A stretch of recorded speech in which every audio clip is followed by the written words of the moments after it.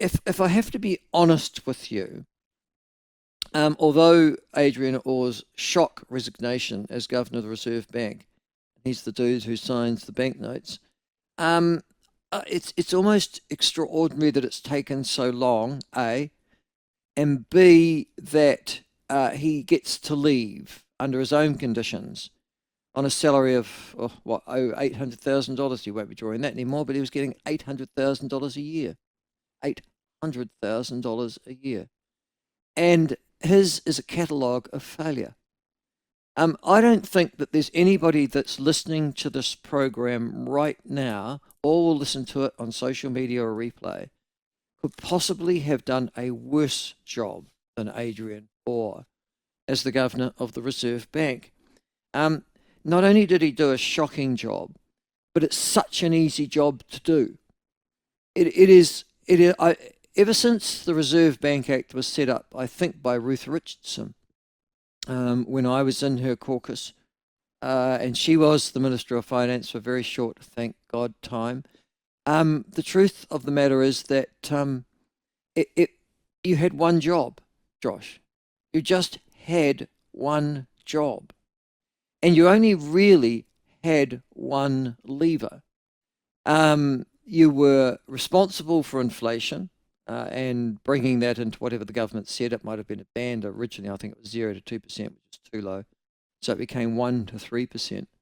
And then it got amended by Grant Robertson, the Minister of Finance, to include, actually the behest of Winston Peters, I might add, to include employment considerations. So you couldn't crash dive the economy with your Reserve Bank or your monetary policy and put 100,000 people out of, you had to have some consideration for the wider ambit of what you were doing, which had not been a feature up until then, and now has been removed by the new Minister of Finance, Nicola Willis. But you also had some monitoring responsibility for banks in this country as well, which again wasn't a particularly hard job. How much money they needed to keep in their overnight deposits, some form of oversight as to how they conducted their affairs in New Zealand, which, to be honest with you, is again not a very difficult job. You could imagine a middle manager, bank manager, a middle manager, finance manager at, say, the Bank of New Zealand being able to do that. Oh, by the way, we've got a part-time job for you. Could you just do this, please? Take you about 10 hours a week. And for some strange reason, the Reserve Bank, and they're also in control of the notes, so you get to write your signature on all the new notes that are distributed from the Reserve Bank. It isn't a difficult job. It's never been really one. It's a job, though, that is pooh-bah and pooh-bah plus, in the sense that it thinks it's really important. It acts as if it's incredibly privileged, and it thinks that it is somehow above and beyond the reach of the mere masses, and particularly of the political masters that have appointed you. And Adrian Orr didn't act so much as a Reserve Bank governor. He acted as a minor African potentate in the way in which he conducted himself through his whole time. Now, you might ask, how on earth did he get reappointed for a second term? Easy. He was reappointed by the last government going out, which was a shocking decision, I might add, and defied political convention. You don't make reappointments or appointments with an election just around the corner. You wait until after the election. And it was clearly obvious to Chris Hipkins, at his outgoing Labour administration, they were going to lose the election, but they still reappointed Orr. And it was also very obvious that Orr did not enjoy the confidence of the incoming coalition government. David Seymour had been critical, Winston Peters had been critical, but none more critical than the incoming finance minister, Nicola Willis. And so you would have expected, and you got, a tension from day one between Orr, completely out of favour, and then the incoming administration. But then other stuff started to happen. And it's stuff that independent economists, including one of our guests that we'll be later on talking about, had warned about Orr and the Reserve Bank for a long period of time. And that was that essentially the Reserve Bank had failed catastrophically during the COVID shutdowns. It had printed money to such a degree that it had created internal inflation at an exponential rate, and had been unable to divine the nature of the economy and shut off that particular money tree, or that particular money, gosh, what would it called? Almost a river, before it had done the damage that it had done to the New Zealand economy. And you might argue, and I'm sure Craig Stobo would, that the damage that is still being felt throughout the New Zealand economy, the cost of living pressures, the fact that we are, if not in a recession, then in a flatlined economy, is in good part down to the leadership and the decisions that Adrian Orr and his Reserve Bank team made during that time. In other words, the ripples from those decisions affect us to this day. However, I think the best commentary I've seen on this is possibly from Kiwiblog and from David Farah, the founder and director of Kiwiblog. And I think he said, well, I actually welcomed Adrian Orr. I thought he had the wherewithal to come into this job, 7 years ago. But he said, not anymore. He had a number of failings in his role as governor, and they were personal as well as political as well as fiscal. And here we go. This is what David Farah said, and I read this and found myself nodding my head so much so I thought my head would knock off yesterday or last night, and his commentary upon what Adrian Orr leaves behind.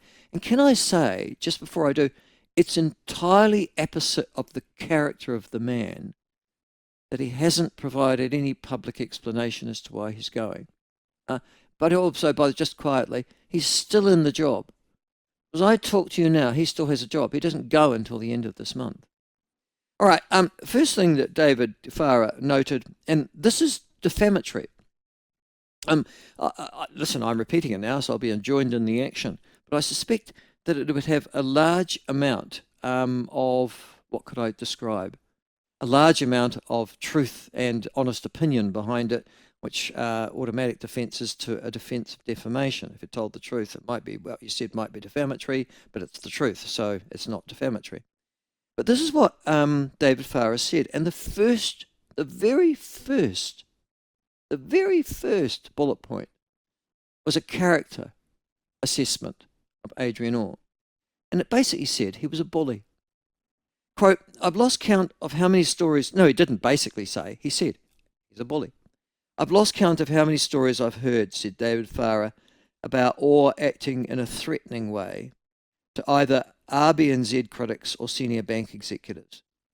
His behaviour would be unsuitable for any senior regulatory role, but especially as the Governor of the Reserve Bank. In addition to which, there has never been any concession about the errors that he made in the COVID-19 response. Admitting that you've made mistakes is a strength, not a weakness. He saw it the other way. He then says, bullet point 2, a near tripling of staff numbers at the Reserve Bank. Incredibly, even after the change of government, when all other public agencies were reducing staff numbers, the Reserve Bank continued to expand massively. The number of staff earning over $100,000 more than tripled in that time. This is the number of staff earning over $100,000 at the Reserve Bank, from 140 staff to 436. Isn't that extraordinary? 436. There shouldn't be 436 staff at the Reserve Bank. You might argue that it should be 43, but not 436. Well, there's 430. That's not the full staff complement, I might add, but there's 436 of them earning over $100,000 a year. And at the same time, operating expenditure has gone from $69 million, it was a small little agency doing a small little agency job, to $186 million. And now they wanted more. They wanted to get to, I think, $1 billion. Inflation exceeded the 3% agreed limit for 13 consecutive. See, you had one job and you failed 13 quarters in a row. Now, why? Sorry. And this is why the public of this country, the taxpayers of this country, the non-public servants of this country get really upset about the public sector in this country. You paid $850,000 to do one basic job. You fail to do that job for 13 consecutive quarters, and you still keep your job. And inflation indeed peaking at 7.3%. No, didn't lose his job. Why? And this is why New Zealanders get so angry at the public sector, and particularly the elite public sector in Wellington. We just ask one simple question on behalf of normal, decent, hard-working taxpayers everywhere in this country. Why the hell aren't you accountable for the job you do, despite drawing an excessive salary and failing 13 different quarters in a row, or stands as symptomatic of the sickness at the heart of Wellington? He kept his bloody job. How the hell did that happen? And then there were $11 billion worth of losses, and this is independently recorded, in the COVID-19 intervention. $11 billion of losses in the COVID-19 interventions as well by the Reserve Bank. And finally, Farah makes the point, and I think this is something that's, for those of you who are excited by culture wars, a focus on policy areas that are at best tertiary concerns to the Reserve Bank, such as te ao Māori. Yes, the integrated te ao Māori. I'm sorry, but I'm pretty sure Māori, prior to the arrival of Europeans, or even subsequent, have never had their own banking system or financial system. But somehow Adrian Orr decided that he would integrate te ao Māori and climate change policies into the core business of the Reserve Bank, instead of fighting inflation, which he obviously was a failure at. Maybe he had to do something because he realised that it was such a failure. And then there was the excessive regulations, argues Farah, of banks and increasing costs to consumers as a consequence. Now, I also read other commentary on this issue, obviously, and we will take that commentary. But I go back to a thesis that I've been running on the platform ever since I've come back, and that is the unaccountability of the public sector in this country, be it at either a local or a central level, for the mistakes that they make. The unacceptability in particular at the upper echelons. It's almost as if you're a minor employee, or you're a junior employee, or just an employee, frankly, of a government department or a council somewhere. You can get the sack. You can be moved on, all right? But the moment that you start to strike the upper echelons, you don't get moved on without a handshake. I mean, the best example of that was the Otago Regional Council at a local government level that sacked effectively their chief executive because they'd lost trust in her, and understandably so. They then negotiated a parachute which ended up in their accounts as, I think, about $500,000 to let her go. Why? She'd lost their trust. She was incompetent. Why? Ditto Adrian Orr. Lost the trust of the government, incompetent, failed at his job, still being paid to the end of this month and gets rewarded with $850,000 a year salaries, and the damage that he's done lingers and remains still. Ladies and gentlemen, this stinks. And it's the reason why we needed a government, and still do need a government, people who will go into the public sector and literally eviscerate it. Because it is a sick, sad, and self-interested company of people who are not accountable and who rob us blind on a daily basis through the taxation system. Those are my thoughts this morning on the Adrian Orr resignation. What are yours?